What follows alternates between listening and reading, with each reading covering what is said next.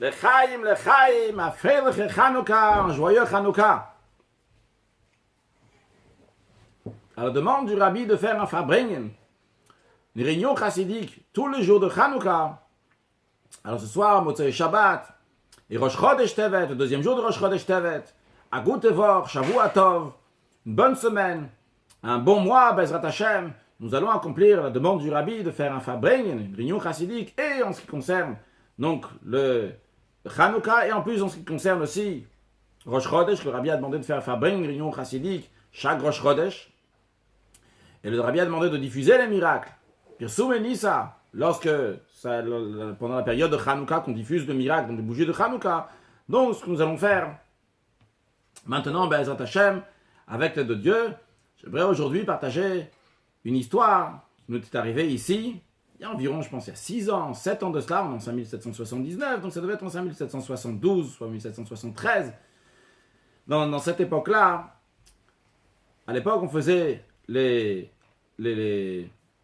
week-ends pour les jeunes, on faisait dans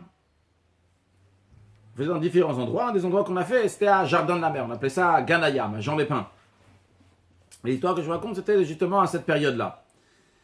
Alors, c'était la période de l'Ag BaOmer, la période du mois de Iyar, on va dire environ quelque chose comme mai, et on avait organisé, je dis c'est ma femme et moi, c'est Kol HaKavod à elle qui faisait préparer tout le manger pour les jeunes, pour le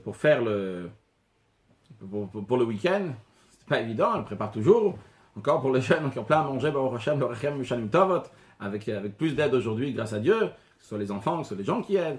En tous les cas, après, on préparait, on faisait à Ganaya, là-bas, j'en ai pas. Et on avait organisé, pour le 20e jour du mois de Iyar, donc l'Ag BaOmer, c'est le 18e jour du mois de Iyar, c'était un jeudi, et pour le 20e jour du mois de Iyar, on avait organisé un week-end pour les jeunes garçons. On n'a jamais fait un week-end pour les jeunes filles, et à l'époque, les jeunes filles demandaient de faire un week-end pour les jeunes filles. Bon, ça c'était pour les garçons, il y avait de l'expérience, et on amenait un Sefer Torah, et donc il y avait un minyan, il y avait une très bonne ambiance, on avait déjà fait plusieurs fois. Et cette fois-ci, donc c'était pour le 20 Iyar, mais cette fois-ci, à place qu'il y a plein de jeunes qui sont inscrits, etc., pour l'instant, il n'y avait aucun jeune qui était inscrit.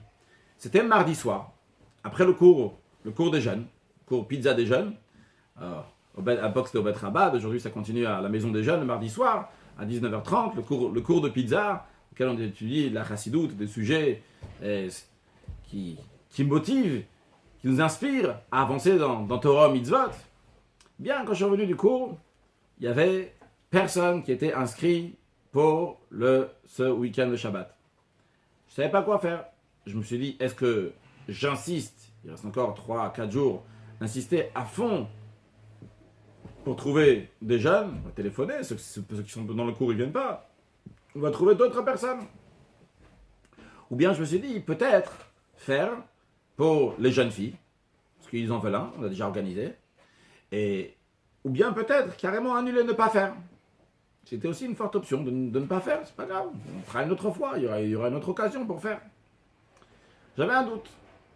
Revenu à la maison, j'ai demandé au rabbi, et j'ai mis dans Igrot Kodesh. Igrot Kodesh sont des lettres que le rabbi a écrites à des personnes dans les années, par exemple 1950, 1960, 1970, et qui ont été après imprimées, tout ce qui n'est pas des choses qui sont personnelles, ils sont imprimés dans Igrot Kodesh. Ici par exemple vous avez un exemple, donc, c'est quoi les Igrot Kodesh? C'est des lettres du rabbi. Ici là vous avez un des livres de Igrot Kodesh. Ils ont traduit en français d'ailleurs. Et donc ma question était, est-ce que je fais ou je fais pas? Et si je fais, est-ce que je fais pour les garçons ou je fais pour les filles? Évidemment, ce week-end n'est pas fait par moi seul, c'est par ma femme et moi. Et c'est pas juste un détail, parce que c'est préparer vraiment tout le manger. Ce que je suis incapable de faire et je n'ai pas pu le préparer. Et j'ai ouvert les Igrot Kodesh. Dans les Igrot Kodesh, juste un instant s'il vous plaît sur la lettre.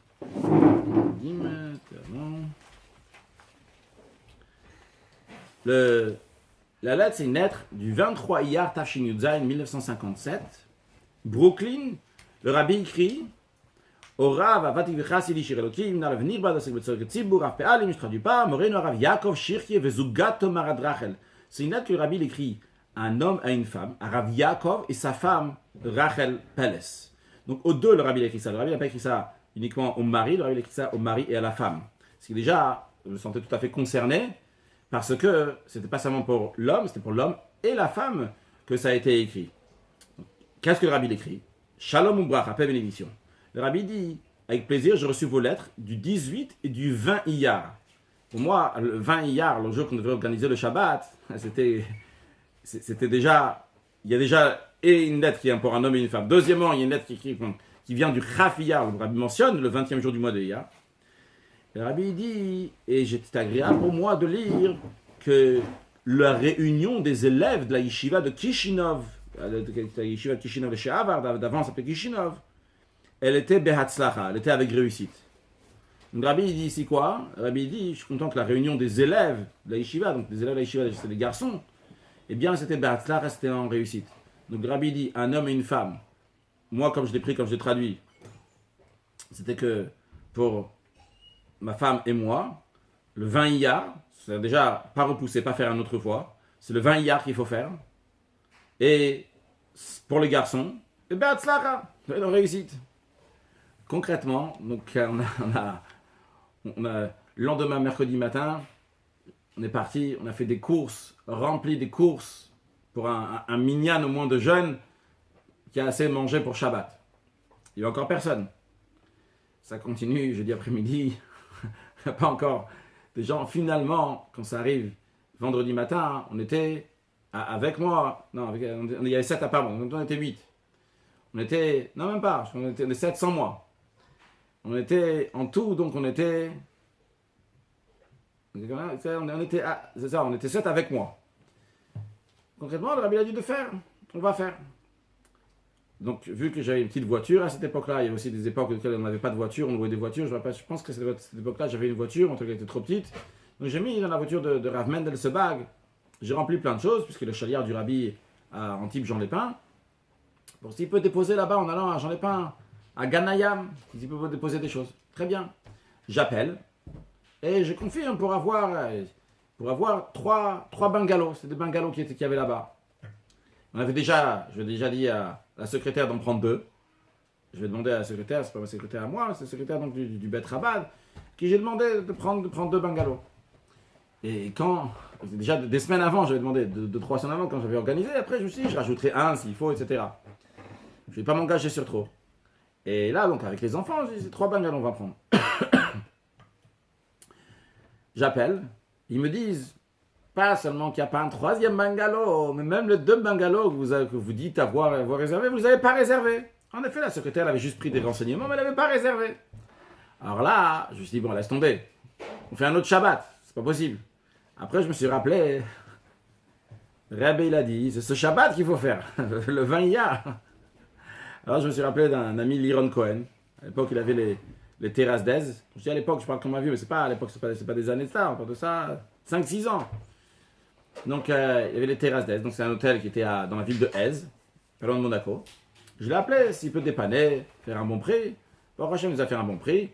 Il y avait encore de quoi payer. Les jeunes ne payaient que 50 euros, c'est rien du tout. Donc, pour les 2 soirs, de dormir 2 nuits avec le manger de vendredi après-midi jusqu'à dimanche matin, et les jeux, etc. Les jeux qu'il y a là-bas à l'hôtel, il y avait de quoi jouer. Et donc, finalement, on est parti là-bas pour Shabbat. Il y a eu encore un jeune qui est venu, on était 8. Avec un gars qui travaillait là-bas à l'hôtel qui était juif, on était 9. On est parti chercher pour trouver un 10e, etc. dans l'hôtel. Finalement, on a fait une Kriyat Torah vers l'après-midi, une Kriyat Torah de Shachrit avec un 10e juif. Et concrètement, en effet, on n'a pas eu minyan jusqu'à l'après-midi. Dans tous les cas, on a fait ce que le Rabbi nous a demandé de faire. De faire ce kinous, cette réunion donc des jeunes, ce Shabbat-là. Alors, d'un certain sens, c'est aussi bien, parce que dans les bungalows, on n'aurait pas pu faire en hiver. Mais suite à ça, on a fait aussi en hiver. On a fait aussi encore un kinous, une réunion, un week-end pour les jeunes. Moi, je ne me rappelle pas si c'était ce week-end-là ou un autre, de toute façon, ça ne change pas grand-chose. il y avait une quinzaine de jeunes, peut-être un peu plus, qui sont venus. Et je pense qu'on a fait encore une autre fois, sur le terrasse d'Aise, là il y a un peu plus qu'une dizaine de jeunes qui sont venus. Ce que je me rappelle, c'était à la fin du Shabbat Shemot. Et je me suis dit, vraiment, tout ce travail-là, tout le travail de ma femme, préparer la maison, il fallait après l'amener là-bas sur place. C'était vraiment un travail énorme d'organiser un week-end pour 10 jeunes, pour qu'ils mangent bien, etc. Le travail, et ramasser de l'argent pour ça, c'est très compliqué. Est-ce que vraiment ça vaut le coup ou pas? Bon, c'était Motzei Shabbat. Je me suis assis tranquillement. J'ai ouvert une sikha du Rabbi pour étudier. Je préparais quelque chose pour la semaine, Parashat Va'era. Sur quoi je tombe? Je tombe sur une sikha du Rabbi. Je ne trompe pas, ça c'est mon frère Medvar qui a cette sikha. Et je tombe sur une sikha du Rabbi dans laquelle le Rabbi explique qu'il y a c'est une sikha du Rabbi d'ailleurs que le Rabbi a dit en Tafshin Trav Zayin. Le Rabbi l'a dit en 1967, il a dit cette sikha.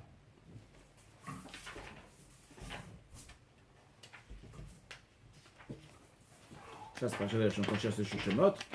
Parashat Va'era. Donc, Rabbi ramène l'Haftara qui parle là-bas de l'Haftara de Yecheskel. Il parle de Yecheskel, que Dieu il dit de prophétiser sur le roi d'Égypte, sur tout l'Égypte, et la destruction qu'il va y avoir. Et tout le monde va savoir que je suis Hachem. Et à la fin de l'Haftara, il y a écrit Bayom, où ce jour-là, Tzmi Akeren Bet Yisrael, je vais mettre une Keren, l'honneur, on va dire, traduire comme ça au peuple juif. Et à toi, je vais mettre Pitranpé, donc je vais ouvrir une ouverture de bouche. Littéralement, ils vont savoir que je suis Hachem. Ici, Eten Pitranpé, c'est quoi l'explication?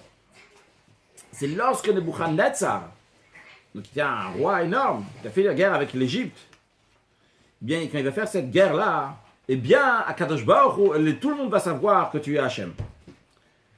Le Rebbe, il dit quelque chose d'extraordinaire dans cette zikha. Il dit, c'est vrai, il y a écrit pourquoi les Égyptiens ils vont souffrir, etc. Mais à la fin, il dit que le but de tout ça, c'est quoi? C'est que les Juifs vont savoir que toi, Yecheskel, tu es un prophète. Le Rebbe, il dit à cette époque-là, Yecheskel, c'était déjà un prophète connu depuis des années. La majorité du peuple juif savait que c'était un prophète. Et il rajoute pourtant dans la prophétie qu'ils vont savoir maintenant que tu es un prophète. Et Dieu, il fait une guerre entre Nebuchadnezzar et l'Égypte. C'est deux empires qui sont extrêmement forts.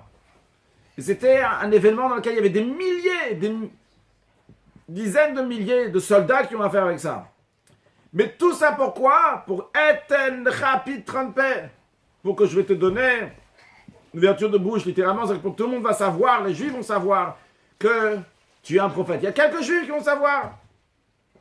Et le Rebbe dit, c'est quoi l'enseignement? L'enseignement, il dit qu'il faut savoir que tout ce qui est dans le monde, même parmi les nations, tout c'est pour le Bnei Israël. La Bible dit qu'il y a écrit dans Yakut Shimoni que Bana Yaltitcharu, mes enfants n'ayez pas peur, tout ce que j'ai fait c'est pour vous. Le Rabbi ramène ça parce que c'était en 1990-91, l'époque de la guerre du Golfe, lorsque la Sikha elle a été corrigée. Quand le Rabbi dit la Sikha en 1965, elle a été corrigée en 1991. Et il dit c'est la raison pour laquelle que je n'ai pas de quoi avoir peur, ils doivent renforcer leur bitach, leur confiance en Hachem. C'est ensuite à la Sikha de la semaine précédente qui avait été corrigée avant, par Parashat Shemot, aussi dans Chalek Lamed Vav, dans lequel le Rabbi dit pense bien, tout ira bien. Le Rabbi parle de ça là-bas longuement. Et le Rabbi dit les Juifs doivent se renforcer dans garder Torah Mitzvot concrètement pour préparer la Géoula, etc. Et le Rabbi dit, c'est là j'arrive donc au point du rapport avec ce week-end qu'on a organisé pour quelques Juifs. Le Rabbi dit on apprend de l'Haftara comment il faut s'efforcer, même pour quelques Juifs, de les rapprocher à Torah Mitzvot. Et pas faire des calculs que puisque je peux influencer seulement sur quelques-uns, parce que les autres, ils sont déjà chambrés Torah, ils font Torah Mitzvot. Et particulièrement que même sur ceux-là que tu as, c'est pas évident que tu vas les influencer. Alors il pense que peut-être c'est mieux de s'occuper de lui-même, etc. Il nous apprend la Haftara qu'Akadosh Baruch il fait de très grandes guerres. T'imagines des milliers de personnes, guerre mondiale. Pourquoi? Pour qu'il y ait quelques juifs qui vont écouter les consolations du prophète Yecheskel. Alors à plus forte raison, ça vaut le coup de tout faire pour rapprocher encore un juif qui va mettre des tefilines, qui va garder Shabbat, etc. Le Rabbi continue sur cette île, comment c'est important. Je suis une personne. Le Rabbi m'a répondu clairement. Ne demande pas de question que tu as fait quelque chose de bien ou pas, est-ce que ça vaut le coup. Bevada, c'est sûr et certain que ça vaut le coup. Mais si tu as influencé un juif, tu as fait plein d'efforts. Tu as fait une guerre mondiale chez toi, ça vaut le coup pour influencer un juif. Mais non, quand je vous ai dit, cette sikha, elle a été dite en 1967. Et elle a été corrigée en 1991. Réfléchissons un peu à ce qui s'est passé en 1967, en 1991. En 1967, cette sikha, elle a été dit un peu avant la guerre des 6 jours. Le rabbi, à la guerre des 6 jours, c'est le seul qui a dit haut et fort que le peuple juif se trouve devant une grande victoire et que tout va aller très très bien. Et juste avant, qu'est-ce que le rabbi a dit dans la sikha, quelques semaines avant, qu'est-ce que le rabbi a dit dans la sikha, que la raison pourquoi Yecheskel, pourquoi Dieu il a dit qu'il va y avoir une grande guerre, c'est pour qu'on va savoir que tu es un prophète. Comme je fais le lien, comme j'ai compris, c'est que le rabbi il dit que cette guerre des 6 jours, c'est qu'on va savoir que je suis un prophète, que le rabbi c'est un prophète. En 1991, cette sikha a été corrigée pendant quand? Pendant la guerre du Golfe. Pendant la guerre du Golfe, le rabbi a dit tranquillement, contrairement à des autres qui se pensaient intelligents, qui ont dit si on va faire tchouva, il y aura une 3e guerre mondiale, etc., etc. Le rabbi a dit, ça c'est des bêtises. Le rabbi a dit, c'est sûr et certain qu'Akadosh Baruch Hu regarde le peuple juif, il y aura des miracles en terre d'Israël, et tout ira très très bien. Et concrètement, il y a eu 39 scuds qui sont tombés. Il n'y a rien il n'y a pas un juif qui est mort d'un scud qui est tombé sur lui. Et quand il y a un scud qui est tombé en Arabie Saoudite, il y a eu des dizaines de... Combien? 28 morts. Combien? 28. Il dit 28 morts et je ne sais pas combien de blessés, tu te rappelles? Il y a encore plein de, peut-être une centaine de blessés. C'est pas par hasard. 39 sont tombés par hasard. Il y en a un seul qui est tombé là-bas dans un territoire en Arabie Saoudite où il y avait des Américains. Ça a tué plein de monde. Le rabbi il a dit que c'était un endroit qui était sûr et certain. Et comme je le comprends, c'est parce que le rabbi dit je suis un prophète.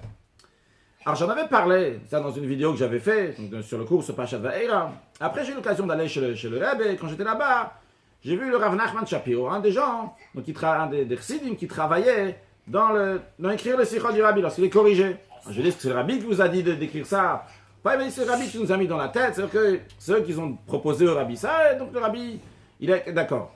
Je lui ai dit, est-ce que l'explication dans la Sicha elle est liée avec ce que je vous dis ou pas, que le Rabbi dit que je suis un prophète, c'est pour ça que tout se passe. Il me dit c'est sûr. Il dit, tu sais quoi? Rav Yosef Weinberg, c'est lui qui a fait les Shurim Besefer Tanya. Tous les Motzei Shabbat, il avait un cours à la radio de Tanya. Il répétait aussi un petit mot d'une tira du Rabbi. Il y a un cours de Tanya. D'ailleurs, le Rabbi lui-même, il écoutait, il mangeait de Melav et Malk. On a dit tout à l'heure que c'est important de faire Melav et Malk. Hein. Donc, il écoutait, le Rabbi, il écoutait pendant Melav et Malk, il écoutait le Rav Yosef Weinberg. Et qui faisait le Shurim Besefer Tanya. Alors, Nachman Shapiro, il m'a dit qu'en 1967, Tachin Kavzaïn, Rav Yosef Weinberg, lorsqu'il a répété la Sikha, il a dit clairement que le Rabbi dit ça parce que c'est un prophète, il veut te dire les choses qui vont arriver. Il m'a dit, tu sais, en 1967, c'est pas comme aujourd'hui. Aujourd'hui, Chassidim, etc., on a un attachement au Rabbi qui est très fort et qu'on peut le dire comme ça sur tous les toits, le Rabbi c'est un prophète. Il me dit à l'époque, c'était quelque chose de très particulier. Mais en tous les cas, c'est la parenthèse de l'histoire, en tous les cas, juste pour dire que le Rabbi te dit, tu fais une activité, tu fais quelque chose, même si c'est un peu de monde, mais c'est quelque chose d'extraordinaire. Et conclure juste avec une petite dernière histoire pour le dessert de ce soir. Ça fait, Baruch Hashem, environ 15 ans que je vais à la fac, je vais dans différentes facs ici, donc qui sont là. À l'époque, il y avait juste des shiurim, juste on donnait des cours, c'était des cours de 35-40 minutes. Baruch Hashem, il y a des jeunes qui venaient, qui sont dans différentes facs, donc que ce soit en dentaire, que ce soit en médecine, que ce soit en droit, que ce soit en sciences, etc. Et un jour, je me rappelle, c'était un mercredi, je pense que c'était un mercredi, ça ne change pas en tous les cas. J'allais à une fac, je me rappelle aussi qui est-ce qui était là-bas. Après, avec le temps, aujourd'hui, on a des sandwichs aussi à la fac. Aujourd'hui, le Rapidson a arrangé qu'il y a un tank aussi. Un tank, c'est un camion dans lequel à l'intérieur qui était aménagé. On vient devant la fac, donc les jeunes rentrent, ils prennent des sandwichs, etc. Il y a de la réussite, le Rechem Shalim Tov, donc il y a des juifs qui sont à la fac. Donc ils prennent des sandwichs, on fait des farbringen à l'intérieur, on discute. C'est très agréable toujours de discuter avec les jeunes, écouter leurs questions. Et bon, ils peuvent se rencontrer aussi devant la fac. Mais à l'époque, il fallait rentrer à l'intérieur de la fac, et donc, que ce soit avec un cours, après avec le temps, donc avec les sandwichs. Ça, c'est à l'époque, il y avait juste entre guillemets un chiot. Et donc, j'étais en train d'aller à la fac. Et en plus, c'était à la fac de Valrose. J'avais pas de voiture. Même s'il y avait une voiture, je ne sais pas si on aurait pu la mettre là-bas et se garer. En tous les cas, peut-être j'avais la voiture. En tous les cas, il fallait je prenais un vélo pour aller jusqu'au tram. Il fallait prendre le tram. Et après prendre le tram, il fallait monter ou à la pied jusqu'au tram, après prendre le tram, donc monter jusqu'à Valrose, et après de là-bas encore, il fallait rentrer jusqu'à la fac, et dans la fac aussi, il fallait encore monter. Et c'était un jour, en plus il pleuvait, et je me suis dit, vraiment, prendre tellement de temps, il y a un jeune qui va écouter, bon, qu'est-ce que tellement de temps, tellement d'efforts, bon, et quoi qu'il arrive, de toute façon, comme il faut étudier la Torah même quand on est en chemin, donc v'lert et chabader.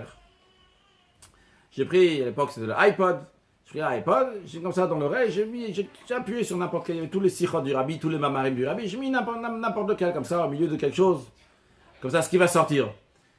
Et incroyable, ça tombe sur le premier discours que le rabbi l'a dit. Peut-être parce que c'était au début, je ne sais pas, en tous les cas, c'était le premier mamar que le rabbi l'a dit.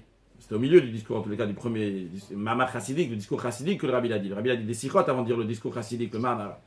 Le rabbi raconte comment le Rebbe Maharash, le rabbi Shmuel, le 5e rabbi de Chabad, bien que son temps il était très précieux, et des fois, même après 8 heures, il avait déjà fini Shachrit, mais il a pris du temps, il est parti jusqu'à Paris.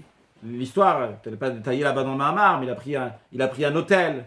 Et dans l'hôtel, donc il a payé, c'est un hôtel qui était cher, dans lequel il y avait le casino, il a pris dans l'étage de l'hôtel. Et là-bas, il y avait un jeune juif qui buvait du vin. Il a dit, Yain Nesser, Metamtem, Amoach, Ve'alev.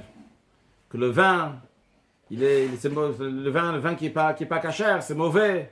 C'est Metamtem, Amoach, Ve'alev, pour le cœur et le cerveau d'un juif. Et il dit qu'après, ce jeune homme, donc, il est venu chez lui, après il a fait tchouva, etc. On ne sait jamais. C'est extraordinaire. Tu ne sais pas ce que tu peux faire par un petit quelque chose que tu touches à un autre juif. Eh bien, tu ne sais pas ce que tu peux faire. En tout cas, c'était une réponse claire. Si le rabbi Maharash, c'est le rabbi, c'est pas n'importe qui, c'est le rabbi. Et son temps, il est super précieux. Il a pris le temps d'aller de Russie jusqu'à Paris pour trouver une neshama, pour faire un Baal Tshuva. Parce qu'après, cette personne-là, c'est la famille Klein, qui s'est bien comportée, tous ils ont fait Tshuva après. Eh bien, si déjà, lui, il a pris tellement de son temps, il te dit, toi, vas-y, va à la fac, alors s'il y a un juif. Et d'ailleurs, je finis l'histoire de l'histoire, il y a Yutet Kistev, de Rav Shalom Pinson, un des collègues, fils de Rav Pinson, de Rav Yosef Pinson, il m'a raconté qu'il était justement à cet hôtel-là, qu'on dit que le Rabbi Maharash, il était là-bas, il a rencontré un jeune, ils ont comme ça un contact d'œil, ils sont regardés, et un petit, oui, bonjour, il a vu qu'il était triste, il a dit, pour t'es triste, etc. Il dit, d'où tu es? Il dit, je suis de Nice, tu connais, il demande à Shalom Pinson, il dit, tu connais Nice? Il dit, oui, bien sûr, je connais Nice. Il me dit, est-ce que tu connais Menachem? Il me dit, oui. Il dit, je t'explique. J'étais avec une juive, je voulais me marier avec la juive, et parce que je voulais me marier avec une juive. Et pourquoi il voulait se marier avec une juive? Il dit, parce que j'envoie des textos, il est en train de jouer avec le feu. Et parce que j'envoie des textos, quand j'envoie des textos, souvent à la fin du texto, j'écris un juif se marie avec une juive. Au fil, j'écris une juive se marie avec un juif. Encore une folie. Mais vous voyez comment ça marche. Il dit, je reçois des textos d'une c'est quelqu'un, il est jamais venu à un cours, il n'est jamais venu à un repas, il n'est jamais venu à la fac. J'ai rencontré dans la vie plusieurs fois, je lui ai demandé de venir, en tout cas, il n'est jamais venu. Et il reçoit un texto, il dit, c'est important de se marier avec une juive, je voulais me marier avec une juive, et là maintenant, ça a coupé. Bon, il a parlé avec lui, etc. En tous les cas, juste pour dire, on ne sait jamais. Il faut planter, il faut planter des graines. Et ça va pousser. Encore plus que ça en vérité. Et je vais conclure sur ça. Le Rebbetzin, Chayamushka, la femme du Rebbe, elle a dit, on dit que c'est Abassi Azimov, la femme de Rav Azimov, elle a dit, nous avons labouré, semé, à vous juste de cueillir. Alors nous, en France, ici, tout a été fait. C'était labouré, c'était semé, il faut juste cueillir. Donc, je ne sais même pas si le mot semer, il est bon. Mais en tous les cas, c'est la manière de semer, de cueillir, mais il faut y aller dans la shirus du Rebbe, avancer. Le Rebbe il nous guide, le Rebbe il nous dit quoi faire, et même dans les détails, même quand il y a un safek ou un svek, le Rebbe est toujours de Urim, de Tumim, là pour nous clarifier tout, que Dieu fasse, qu'on voit encore plus de manière plus concrète, lors de la venue de Mashiach, on aura le Rabbi en notre tête, et que dans les derniers instants de l'exil, que Dieu il bénisse chacune, tout ce qu'il a besoin pour trouver son mazal, pour avoir des enfants, et surtout une excellente santé pour tout le monde, avec la prospérité, une excellente parnassa, de la joie, du bonheur, et qu'on peut tous accueillir dès ce soir, pendant Hanouka, Mashiach, et par cela on continuera le Hanouka, donc l'inauguration du troisième Beth Amikdash, avec Mashiach Tzidkeinu dans le 3e temple, et on allumera les bougies Bechatzot Kodshecha dans les cours du Bet Hamikdash, comme c'était à l'époque, en l'honneur de Chanukah, et encore une fois de Chanukah Bet Hamikdash Ashlishi, l'inauguration du 3e temple, très prochainement avec Mashiach Now, Shavua Tov, Chodesh Tov, une bonne semaine, un bon mois, et encore une fois Mashiach Now! Chaim!